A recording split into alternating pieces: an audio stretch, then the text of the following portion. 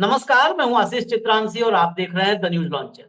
एक विशेष कार्यक्रम हमने कहा था वो लेकर के आए हैं सुब्रमण्यम स्वामी। पहले भी हमने चर्चा की थी। सुब्रमण्यम स्वामी ने कहा कि भारत के पांच पांच फाइटर जेट गिराए गए हैं, पाकिस्तान ने गिराए। उसके बाद उससे पहले कोई एक्सेप्टेंस नहीं थी इस पे। सुब्रमण्यम स्वामी के बयान के 24 घंटे के भीतर भारत के सीडीएस जनरल चौहान ने सिंगापुर में एक इंटरव्यू में, ब्लूमबर्ग के साथ इंटरव्यू में ये एक्सेप्ट किया कि भारत के विमान गिरे हैं। हालांकि नंबर्स पर उन्होंने नहीं बात की, लेकिन गिरे हैं ये मान लिया। सुब्रमण्यम स्वामी उसके बाद एक बार फिर आए। उन्होंने एक पॉडकास्ट में बहुत कुछ बोला है भारत की विदेश नीति पर, और जितना बोला है वो भारत के लिए अलार्म है, खतरे की घंटी है।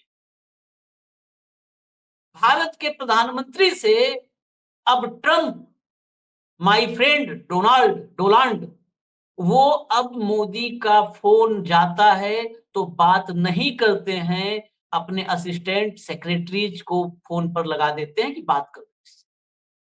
क्या ये सच है? क्योंकि जब 5 फाइटर जेट गिराने की बात आई थी तो भी भाजपा के किसी प्रवक्ता ने या किसी तोपची ने सुब्रमण्यम स्वामी का सामना करने की हिम्मत नहीं की थी। कांग्रेस को पाकिस्तान की भाषा, पाकिस्तान का एजेंट, पाकिस्तान का नेता बोलते रहे, लेकिन स्वामी को बोलने की हिम्मत नहीं हुई। आज फिर बड़ा सवाल है, मोदी जी किसी को तो उतारो, सुब्रमण्यम स्वामी को सबक सिखाए या सुब्रमण्यम स्वामी को भाजपा से बाहर निकालो, और या फिर ये कबूल करो देश के सामने कि देश को आपने, देश की विदेश नीति को आपने डिजास्टर्स बना दिया है, जहां आपका फोन, आपका दोस्त सुनने को तैयार नहीं है, आपके साथ बात करने को तैयार नहीं है। और इसीलिए सुब्रमण्यम स्वामी ने एक बात और कही है कि जितनी जल्दी से जल्दी मोदी को भाजपा से बाहर निकाल दिया जाए उतना ही बेहतर होगा, भाजपा से बाहर निकालने की बात। ये मामला और भी बड़ा। भाऊ को लाइए चर्चा में फटाफट, वक्त कम है और विषय बड़ा है। स्वागत है भाऊ आपका। जरा दिखाइए भाई पॉडकास्ट, फिर वही मजबूरी है, लेकिन हम खबर दिखानी है हमको तो आप तक लाएंगे, भले टेक्स्ट के जरिए लाएं, टेक्स्ट लाइए। देखिए, सुब्रमण्यम स्वामी ने कहा मेरे ख्याल में इसे जितना जल्दी निकाला जाए उतना बेहतर है बीजेपी के लिए। मोदी को जितनी जल्दी निकाल दिया जाए उतना बीजेपी के लिए बेहतर है। एंकर ने सवाल किया तो अभी ऐसा बोला जाए कि 3.0 आया है, फिर 4.0 भी आएंगे। सुब्रमण्यम स्वामी, वो तो तुम्हें डराने के लिए कहते हैं ना। 3.0 कहाँ है? इसको मेजॉरिटी मिली नहीं ना। कल को चंद्रबाबू नायडू निकल जाए तो ये गिर जाएगा। वो तो प्रोपेगेंडा में कुछ, इसको तो अमेरिका में मान्यता तो 0 हो गई, क्योंकि इसने ट्रंप को नजरअंदाज किया था जब वो पावर में नहीं था। ये तो चापलूसी कर रहा था बाइडेन के साथ, और ये वो भूला नहीं, इसलिए इसने टेलीफोन किया तो उसने अपने सेक्रेटरी से फोन उठवाया और उसने इससे बात ही नहीं की। और जब उसने नाम दिया कि किन किन लोगों से मदद ली थी तो उसमें इंडिया का नाम ही नहीं था। यहाँ तो तुम्हारे सब अखबार वाले पिट्ठू हैं। ये बात थी कि भाई अखबार में तो यहाँ लिखा जाता है कि विश्व गुरु है, 56 इंच है, 112 होने जा रही है, तो कहा कि अखबार, ये सब मीडिया, ये सब तो पिट्ठू है उसके। अब सीधा सवाल भाऊ, क्या भारत की विदेश नीति इतनी त्रासद दौर से गुजर रही है, इतनी त्रासदी है उसमें कि भारत के प्रधानमंत्री का फोन जाता है तो ट्रंप बात भी नहीं करते हैं। ट्रंप अपने सचिव को पकड़ा देता है, वो आदमी जिसको जेलेंस्की से लेकर के और स्टारमर तक, मैक्रो से लेकर के और कनाडा तक, मेक्सिको तक सबने ठीक कर दिया। क्या वो आदमी यहां तक पहुंचा दिया है हालात को कि अब वहां का सचिव भारत के प्रधानमंत्री से बात करता है? बात तो उसमें, बात में दम है, क्योंकि एक बात आपने और भी देखी होगी आशीष, की जब प्रधानमंत्री पहली बार ट्रंप साहब वो प्रेसिडेंट बनने के बाद गए थे, तब काफी देशों के, बाकी देशों के भी राष्ट्राध्यक्ष गए थे। तो हर एक को लेने के लिए ट्रंप दरवाजे के बाहर आया, हर एक को ट्रंप ने रिसीव किया, लेकिन भारत के प्रधानमंत्री को किसी एक महिला ने रिसीव किया। अंदर गया, अंदर जाने के बाद क्या, कितना देर वेट करवाया होगा, कैसा मिला होगा, क्योंकि जब मुलाकात हुई तो हमारे यहाँ तो बहुत बड़ी बड़ी हेडलाइन छपी थी कि मास्टर स्ट्रोक हो गया और मुलाकात हो गई और बहुत अच्छे फेवरेबल डील लाए। उसके बाद ट्रम्प साहब ने अंदर कहा कि मैंने कहा कि भई ये तुम टैरिफ टेरर हो, इतना टैरिफ कोई लगाता है क्या? तुम तो सबसे ज़्यादा लगाते हो। तो उन्होंने कहा कि नहीं, दो तू अपनी दोस्ती है और हमारा ये है। तो मैंने कहा कि भई दोस्ती अपनी जगह पे। तुमने टैरिफ कम नहीं किया तो मैं बिल्कुल मैं भी टैरिफ बढ़ा दूँगा। और मैंने बिल्कुल उनको दो टूक बात कही। और उसके बाद जब कंबाइंड प्रेस कॉन्फ्रेंस हुई तो हमने बॉडी लैंग्वेज भी देखी, हमारे प्रधानमंत्री के मुँह की आवाज़ नहीं निकल रही थी। कई उनके सवालों का जवाब पूछा जाता था प्रधानमंत्री जी को और सवाल का जवाब देते थे। ट्रम्प ने कहा कि let me answer this question करके खुद ही जवाब देते थे। ये बात तो दिखाई देती है। दूसरी बात, लगातार पाकिस्तान के साथ जब पहलगाम होने के बाद तो बहुत सारी बातें सामने आई। चलो हमने अमेरिका से आपकी दोस्ती निभाई आपने, और आपका एक खास जो आपका दामाद है, दामाद कहो, बेटा कहो, खून कहो, तोता कहो, जो कुछ कहना हो कहो, वो अटका हुआ है अमेरिका में। तो आपने थोड़ा-सा फ़ेवर चाहा तो उन्होंने भी अपना, क्योंकि वो तो व्यापारी कंट्री है, वो तो पूरा ट्रम्प तो बिल्कुल व्यापारी है, उद्योगपति है। तो उन्होंने अपने कबाड़ा प्लेन भी हमको भेज दी है, बहुत सारी चीज़ें भी दे दी, तेल से लेके बहुत सारी चीज़ें कही और उन्होंने वो रिस्पॉन्सिबिलिटी भारत पे डाली कि अमेरिका व्यापार में प्रॉफिट में रहेगा। ये प्रॉफिट का सौदा हम करेंगे, हम घाटे में नहीं रहेंगे, अब प्रॉफिट में रहेंगे, ये ज़िम्मेदारी आपकी। वो ज़िम्मेदारी भी हम पाकिस्तान अमेरिका की लेके आए सर पे। लेकिन जब पहलगाम हो गया और उसके बाद की जो स्थितियाँ बदली, जिस हिसाब से पाकिस्तान को लगातार फ़ेवर करते जा रहा है अमेरिका, उससे तो लगता है कि अमेरिका का सेक्रेटरी भी बात करता है कि फ़ोन को कोई तीसरा आदमी उठा के बोल देता है कि अभी फ़ोन रख दीजिए, बाद में बात करेंगे। अब बताइए, मुझे बताइए क्या करना है? और उसके बाद वो क्यों नहीं करेगा? उसका ये कहना था कि मैंने भैया रात भर लोगों से बात करी, कन्विंस किया इनको, ये कन्विंस नहीं हो रहे थे, फिर मैंने इनको धमकी दी ट्रेड की। उसके बाद सीज़ फायर करवाया, क्योंकि मैं नहीं चाहता था कि 2 मुल्क दोनों एटॉमिक वेपन से लैस है, दोनों एटॉमिक वॉर ना करवा दें। इसलिए मैंने ये धमकी देके इनको इनको इनको सीज़ फायर करवाया। अब आप उसको भी झूठ लाते हो, आप उसको झूठ कहते हो। उसने तो अपने तेवर तभी दिखा दिए थे जब उसने राष्ट्रपति पद की शपथ भी नहीं ली। राष्ट्रपति के जब निर्वाचन उनका हुआ था, उसी के बाद उन्होंने कहा, ये ब्रिक्स-विक्स ये जो है, तुम जो अपनी करेंसी लाने का सोच रहे हो, सोच लेना।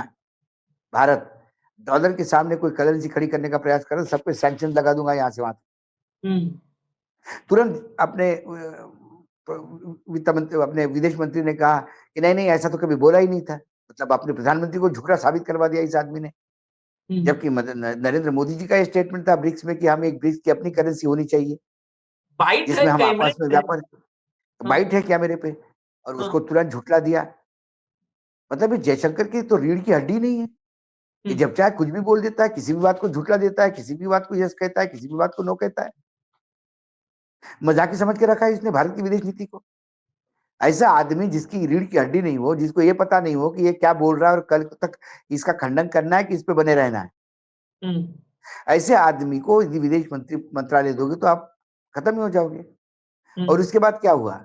रशिया हाथ से चला गया, यूरोपियन यूनियन आपके साथ नहीं है। हुँ, यूरोपियन यूनियन आपके साथ होता तो कम से कम यूरोपियन यूनियन जी7 में बोलता कि भाई इनको बुलाओ। हाँ, हुँ, जी7 ने हमको इस बार नहीं बुलाया, इससे बड़ा अपमान क्या हो सकता है? हमको उधर वार्निंग दे रहा है रशिया, ये स्क्वाड से आप ज़रा सावध रहो। ये तुमको आर्मी का कोऑपरेशन में घसीट रहे हैं। हुँ, उधर अमेरिका का सेक्रेटरी जो कॉमर्स, सेक्रेटरी कॉमर्स जो है, मतलब वहाँ मंत्री कहलाते, सेक्रेटरी कहलाते हैं, हम मंत्री कहते हैं उनको, वाणिज्य मंत्री जो हुँ, है, वहाँ उन्होंने हुँ, कह दिया कि रशिया से आप शस्त्र खरीदते हो, स्क्वाड में आप करेंसी की बात करते हो, ये ऐसी बातें हमको अच्छी नहीं लगेगी। तो आप देखिए, जो बातें हमको अच्छी नहीं लगेगी, जो हमारे आँखों में चुभेगी, वो बात लेकर आप हमसे दोस्ती नहीं कर सकते। हुँ, मतलब आपको हमारी दोस्ती चाहिए तो आपको बहुत सारी चीज़ें हमारे हिसाब से करनी होगी। तो हमने अपना एक ट्रेडिशनल साथी था, वो छोड़ दिया। कल ही हमने बता दिया कि कैसा आज हम 5वें जनरेशन के जेट के लिए मर रहे हैं। हुँ, और 5वें जनरेशन का जेट जब हम खुद का अपना होता सुखोई 57, हाँ, वो हुँ, भारत का प्रोडक्ट होता, हमारा एचएएल बना था। तो हुँ, 2018 में उसको सरेंडर कर दिया, वो कार्यक्रम से निकल गए मोदी हुँ, जी। क्योंकि मोदी जी को पूरा टिल्टिंग जो था, वो अमेरिका की तरफ था। हाँ, इसके पहले कई लोग आए, इसके पहले कई सरकारें आई, ऐसा नहीं कि इंदिरा जी की सरकार के जाने के बाद तो दूसरी सरकारें नहीं आई। सब सरकारें आई, लेकिन किसी भी सरकार ने विदेश नीति के साथ कोई बड़ा खेल नहीं किया। विदेश नीति जो होती है आशीष, वो निरंतर चलने वाली एक नीति होती है, उसमें ड्रास्टिक बदलाव करने की जरूरत नहीं होती। और मोदी जी ने 2014 के बाद विदेश नीति में भारी बदलाव करने का प्रयास किया। उससे जो हमारे थे वो नहीं रहे, जो अपने आने वाले थे वो नहीं आए। हम 0/सन्नाटा हो गए। ये 51 लोग जो गए थे पिकनिक मनाने, ये भी बाहर से एक देश का, किसी देश से एक वक्तव्य नहीं दिलवा पाए पाकिस्तान के खिलाफ। इन्हीं पे सवाल है भाव, इन्हीं पे सवाल है। आप उस पॉइंट हाँ। पे आ गए जहां मैं सोचता हूं वहीं पे आप पहुंच जाते हैं। उसी पॉइंट पे आ गए।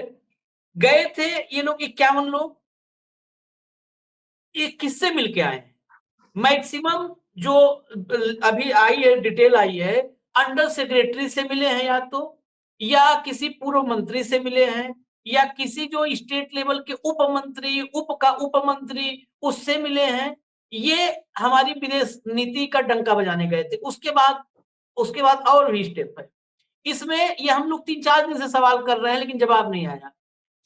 पाकिस्तान के आतंकवाद पर कितने देश खुल करके पाकिस्तान के खिलाफ हमारे साथ खड़े हो गए हैं? कितने देशों में, जितने देश में गए, एक बार वो बता देते।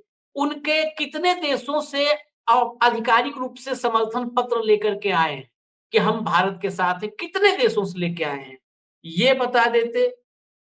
हम ये जो 10-12 दिन का ये चला है कैमरेबाजी एएनआई के जरिए, इससे हमने किसे किसे कितना जनमत तैयार किया अपने पक्ष में। कितने देशों ने पाकिस्तान की, इतना छोड़िए, कितने देशों ने पाकिस्तान का नाम लेकर के निंदा प्रस्ताव एक दे दिया है, खाली इतना दे दे। मैं ये कह रहा हूं कि ये जो 51 लोग गए थे, इनको चुनाव तो लड़ना नहीं था जो जनमत तैयार करते। हम्म हम्म कितने देशों का मत अपने प्रति एक्सेप्ट करवा लिया। हम्म हम्म देखिए, कोई भी विदेश, चाहे उप मंत्री हो, डायरेक्टर लेवल का आदमी हो, एक कलेक्टर लेवल का आदमी हो, कोई आईएएस अधिकारी, वो भी कभी ये नहीं बोलेगा कि हम आपसे दुश्मन हैं। हम्म इस विश्व में जब भी कहीं आतंकी हमला होता है, सब कहते हैं कि उसकी निर्वसना करते हैं। हम्म आतंक को इस सभ्य समाज में जगह नहीं। लेकिन जो आतंक फैलाता है, क्या उसके खिलाफ आप कदम उठाओगे? हमास के खिलाफ जैसा इजराइल पे आतंक फैलाने की वजह से, उस कारण से अमेरिका टूट पड़ा है, क्या वो पाकिस्तान पे वैसा टूट पड़ता? हम्म पाकिस्तान में तो उसकी व्यावसायिक संबंध है, पाकिस्तान को तो गोद लेके बैठा है। और इतना बड़ा तमाचा भारत के मुंह पे मारा उन्होंने कि भाई, जो यूनाइटेड नेशंस की जो कमिटियां हैं, उसमें आतंक विरोधी जो कमेटी बनी है, आतंक विरोधी जो रणनीति तैयार करने की, उसका उपाध्यक्ष पाकिस्तान को बना दिया गया है। चोर के हाथ में चाबी दे दी है। तो अमेरिका ने बता दिया है कि उस जगह पाकिस्तान को अपॉइंट करके अब आप किसी भी हालत में पाकिस्तान को आतंकी घोषित नहीं कर सकते। वो तो आतंकियों के खिलाफ लड़ने वाली समिति का उपाध्यक्ष है। हम सभी दृष्टि से फेल हो गए। और मोदी जी ने वैसे ही लोग भेजे जैसा मोदी जी जैसा सोचते हैं, जिनकी उतनी सोच है। सलीम जावेद के डायलॉग मारने वाले, तो यहाँ ये डमी गायक जो ऑर्केस्ट्रा बजा के जो गाते हैं चौराहे पे, वो इंडियन आइडल भी इससे अच्छे गाते होंगे, वो भेज दिए थे। और फिर गाने तो सुन ही दिया आपने, चाहे शशि थरूर हो या मोहतरमा हो, वो एंटरटेनमेंट करने गए थे वहां पे, भारत का संगीत लोकप्रिय करवाने गए थे, हिंदी फिल्म उद्योग को आगे बढ़ाने गए थे, कि कोई अजनबी बनकर किसी हसीना को ढूंढने गए थे। कुल मिलाकर किसी भी रूप में, किसी भी फ्रंट पे विदेश नीति मात्र प्रधानमंत्री की जय जयकार करने के वजह से आपको लगता है कि विदेश नीति। आशीष, अपने घर में कोई भी मेहमान आए, आपके पास कई कई पत्रकार आते हैं कि अरे आपके यहाँ साथ हमको एक कार्यक्रम शुरू करना है। आप उनका स्वागत करते हैं, उनको चाय पिलाते हैं, और फिर यदि करना हो तो कार्यक्रम करते हैं, नहीं तो कोई मजबूरी बताते हैं उनको कि नहीं हो सकता सर, टोटल स्लॉट फुल है, ऐसा कुछ बताते हैं और उनको छोड़ देते हैं। अब वो जाके कहे कि भाई मैं न्यूज़ लॉन्चर में गया और मेरा काम हो गया। अरे भाई तुझे कार्यक्रम मिला क्या? नहीं मिला। चाय पिलाई, बड़ी प्यार से बात की, वो तो एक परंपरा होती है। वो किसी भी देश में कोई भी जाए। नहीं, नहीं, उसमें भी एक एक बात और भी है। अरे बाबा, एक बात और इनसे ज़्यादा आपने जो एग्ज़ाम्पल मैं दिया, आपको बता दूँ, एग्ज़ाम्पल इनसे ज़्यादा ये जो 51 लोग गए थे, हाँ, इनसे ज़्यादा राष्ट्राध्यक्ष के फोटो तो विजय जॉली के पास है। हाँ, हाँ, हाँ। नहीं, इसमें भी जो एक सवाल ये स्वयंभू बीजेपी के विदेश नीति को संभालने वाले एक नेता है। हुँ। नहीं, इसमें भाऊ एक एक महत्वपूर्ण जो आपने एग्जाम्पल दिया उसी से सवाल पैदा होता है। कोई आया, मान लीजिए कोई आया, जैसे हम लोग के पास आया कोई, वो आपसे मिला या मुझसे मिला, चलिए तो भी गया कि हाँ गए थे। आपसे और हमसे दोनों से नहीं मिला और कहा कि न्यूज़ लॉन्चर में हम अब फिक्स हो गए, किसी और से मिलके नीचे है, बहुत सारा स्टाफ है, किसी को क्या हाँ, करना, हाँ। नीचे से ऊपर तक, चाय पानी से लेकर के ऊपर तक। तो नहीं, नहीं, मैंने जो उदाहरण दिया था, वो परंपरा निभाने का था। किसी भी देश में किसी का भी विदेश के लोग जाते तो स्वागत होता है, ठीक है? अरे ये छोड़ दीजिए आशीष, पाकिस्तान में कुछ क्रिकेट मैच कवर करने के लिए जो कुछ पत्रकार गए, हुँ, हमारे बड़े भाई जैसे है प्रकाश पुरोहित जी है, एक संपादक है एक अखबार के इंदौर में, वो गए तो उन्होंने कहा कि हम इंडिया से गए, ये लोगों को जब पता पड़ गया वहाँ पे हम भारत से आए हैं, तो हाँ, लोगों ने हमको खाने का पैसा नहीं लिया ढाबे पे या होटल में। हाँ, अरे हाँ, आप तो हमारे भाई हैं, आप इतना दूर से आए हैं। नहीं, नहीं, आप हमारे मेहमान हैं। हुँ, तो कल हम ये माने कि भारत-पाकिस्तान के संबंध एकदम सुदृढ़ हो गए, ठीक हो गए, हुँ, हुँ, हुँ, भाई-भाई हो गए। हाँ, ये वहाँ के लोगों का कलेवर है, वहाँ के हुँ, लोगों का प्यार है भारत के प्रति। लेकिन वहाँ के सैन्य शक्ति जो है, वो लगातार भारत के खिलाफ लड़ती है क्योंकि वही उसकी खुराक है, वही उसको जिंदा रखे हुए हैं। हुँ, आतंक ये उनकी एक बटालियन है, रेजिमेंट है, दहशतगर्द रेजिमेंट, वो ये काम करती है। तो विदेश नीति मतलब आज जो बोल रहे सुब्रमण्यम स्वामी, अच्छा सुब्रमण्यम स्वामी के बोलने में कोई दम नहीं है, उनको सीरियसली लेना नहीं चाहिए। हुँ, ऐसे कुछ अंधभक्त ने एक अंधभक्त ने मुझे कहा था, हुँ, बोला क्या सुब्रमण्यम स्वामी के लोग तुम इंटरव्यू करते हो, क्यों सीरियसली लेते हो इसको? मैंने इसलिए लेना पड़ता है सीरियसली कि आप लोगों ने सीरियसली लिया उसको। हुँ, बोले हमने कब सीरियसली लिया? बोले जब-जब वो गांधी परिवार के आरोप लगाते हैं, आप तो बड़ा उनको लेके चलते हैं। हाँ, आपने उसको राज्यसभा दी और तो किसी ने नहीं दी। तो राज्यसभा लायक उसको आपने समझा। कांग्रेस के खिलाफ जब वो बोलता है, तो आप उसके हर शब्द को गीता का शब्द और भगवान की अंतिम इच्छा करके परोसते हो। और आज थोड़ा बंदूक का डायरेक्शन चेंज हो गया, तो फूका हुआ कारतूस हो गया। क्या है? डबल स्टैंडर्ड के लोग हैं ये। हाँ। तो अच्छा, सुब्रमण्यम स्वामी के देखो सुब्रमण्यम स्वामी के साथ एक और खासियत है, अक्रॉस द वर्ल्ड हाँ, उस आदमी के व्यक्तिगत संबंध है, हाँ, तो उनके पास खबरें होती हैं। हुँ, और अक्रॉस द वर्ल्ड नॉर्मल संबंध नहीं है, जो इंटेलिजेंस के लोग हैं उनसे भी संबंध है। एक पहले तो बहुत बहुत कुछ कहा भी जाता था लेकिन उसकी चर्चा वही नहीं है। लेकिन हाँ, एक लाइन कही जो शुरुआत की कि जितनी जल्दी हो सके बीजेपी से इस आदमी को बाहर निकाला जाए। ये नहीं तो सुनने में आज थोड़ा-थोड़ा इस हाइपर ये टाइप लगता है। नहीं, नहीं, ये हुँ, बात सुन के तो मुझे लगता है संघ भी आज मन में मतलब संघ के मन में भी कहीं पुलकित हो गया होगा। संघ के जो लोग हैं, दिल ही दिल में खुश हो गए होंगे, ओपनली तो नहीं होंगे। और भाजपा में बहुत सारे लोग हैं कि जो चाहते हैं कि ये गुजरात से कब हमको मुक्ति मिलेगी। कोई बोलता नहीं सामने। हमारे हुँ, पास कई लोग आके अपना दुःख व्यक्त करते हैं, तो मैं बोलता हूँ आप अपनी लड़ाई लड़िए। आप हमारे हुँ, कंधे से बंदूक क्यों लड़ रहे हैं? हमको बीजेपी में वो रहे, कौन आता बीजेपी में ये हमारे मतलब नहीं। हम तो यदि कल मोदी जी और अमित शाह दोनों ने मिलके यदि संविधान के अनुसार काम करना शुरू कर दिया और संविधान को ही सर्वोपरि रखा तो सैल्यूट करेंगे रोज उनको। हाँ, हमारी क्या दुश्मनी है भई? सवाल वो है। तो कुल मिलाकर ये बीजेपी को तय करना है क्या करना, नहीं करना। बीजेपी की हालत तो वो तो बोला ना, कि बोला काय का मेजॉरिटी? हुँ, बैसाखियों पे सरकार है। ये तो हम भी कह रहे हाँ, हैं।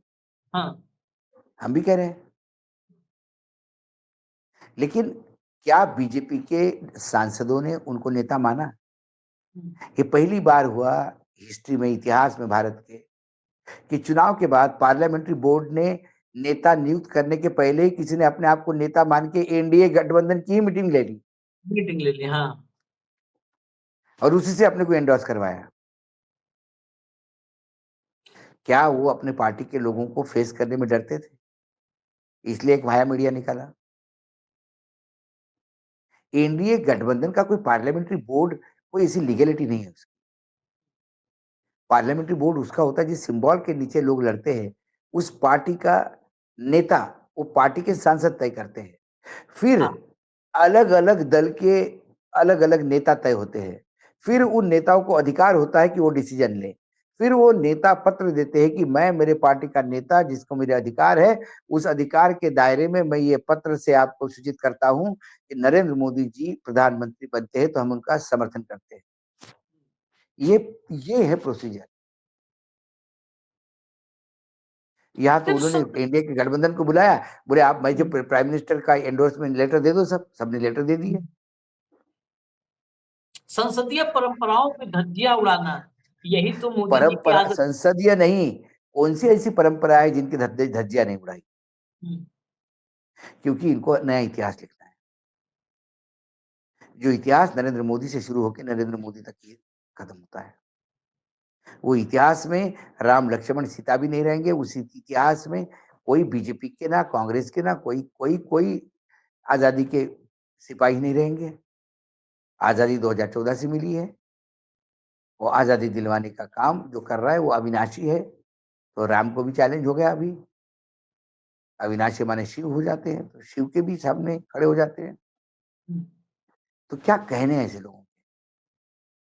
तो कुल मिलाकर सुब्रमण्यम स्वामी में बहुत दम था बातों में। और जिस हिसाब से अमेरिका भारत को ट्रीट कर रहा है, वो सब देख रहे हैं, रोज देख रहे हैं हम। रोज जूते खा रहे हैं अमेरिका से। सुब्रमण्यम स्वामी ने सिर्फ जूते का साइज बता दिया और कुछ बिल्कुल। और सुब्रमण्यम स्वामी की शुरू की बात और आखिरी बात, अगर इन दोनों का साक्षात प्रमाण लेना है तो आज ही है। उन्होंने कहा कि कोई अब इसको सुनता नहीं, विदेश में बात नहीं करता, और आखिर में कहा कि यहाँ के जो खबरें छपती हैं तो सब पिट्ठू हैं। तो नहीं। उसको दोनों को जोड़ करके समझना है। तो आज मोदी जी जो कश्मीर में हैं, वहां पर तिरंगा जो उठाए, उस पे इस समय लेटेस्ट जो मैं हेडलाइंस देख रहा हूं, हेडलाइन है कि चिनाब के पुल पर खड़े होकर के मोदी जी ने अमेरिका और चीन दोनों को संदेश दे दिया। बस मोदी जी का संदेश ऐसा होता है कि बोलते बोलते नहीं है, बस खड़े होते वो संदेश खाली ये चैनल के एंकर समझ पाते हैं नहीं, और नहीं, मुझे इनके लगता है मालिक। अमेरिका ने ठेक नहीं, आजकल लगता है मुझे मोदी जी से बात नहीं होती अमेरिका के प्रेसिडेंट से, इन एंकर और एंकरनियों से होती है। ये हमें संदेश मिल गया, हाँ, हमें संदेश नहीं संदेश। मिला। हाँ, जैसे वो खड़े वहां हुए, खड़े होकर के कड़ा संदेश, संदेश भी मैं कड़ा छोड़ दिया था, क्षमा उसके लिए, कड़ा संदेश दे दिया है, बहुत कड़ा संदेश दिया है। अब वो कड़ा संदेश तो कड़ा करते करते देश के जो है बेड़ा गर्क कर दिया विदेश नीति का। इसमें कोई दो राय नहीं है। 11 साल फॉरेन पॉलिसी के लिए डिजास्टर्स हैं। ये कंप्लीट डिजास्टर फॉरेन पॉलिसी में हुआ है और उसी का नतीजा हर दिन हमारे सामने आ रहा है। बस भक्त देखने को तैयार नहीं है। हमें इजाजत दीजिए, न्यूज़ लॉन्चर देखते रहिए। जल्द ही अगला कार्यक्रम लेकर के आएंगे। बहुत धन्यवाद, बहुत-बहुत धन्यवाद आपको। नमस्कार। नमस्कार। नमस्कार।